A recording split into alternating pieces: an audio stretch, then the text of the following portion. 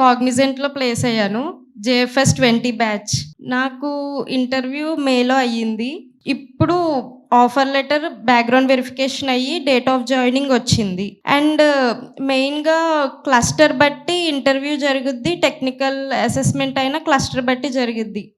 నాది Python cluster వచ్చింది. Cluster 2. దాన్ని బట్టి ఇంటర్వ్యూ అండ్ టెక్నికల్ అసెస్మెంట్ జరిగింది. పైథాన్ బేసిక్స్ అడిగారు. ఇంటర్వ్యూలో అయితే 2 కోడ్స్ రాయమన్నారు. అండ్ పైథాన్ బేసిక్స్ అడిగారు.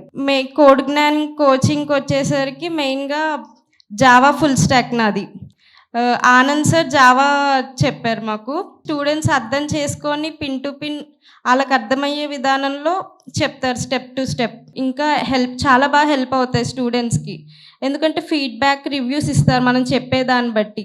మనం ఎలా చెప్తున్నాం, మనలో ఏమి ఇంప్రూవ్ చేసుకోవాలి, ఏది మైనస్ అవన్నీ చెప్పి చాలా చెప్తారన్నమాట. గైడెన్స్ ఇస్తారు. ఇది ఇలా చెప్తే కరెక్ట్ ఇంటర్వ్యూలో అలా అని చెప్పి హెల్ప్ చేస్తారు. ప్రతి ఇంటర్వ్యూ పాయింట్‌లో అన్నట్లో కోడ్ జ్ఞాన్ తరపున ప్రతి ఒక్క ఫ్యాకల్టీ హెల్ప్ చేశారు.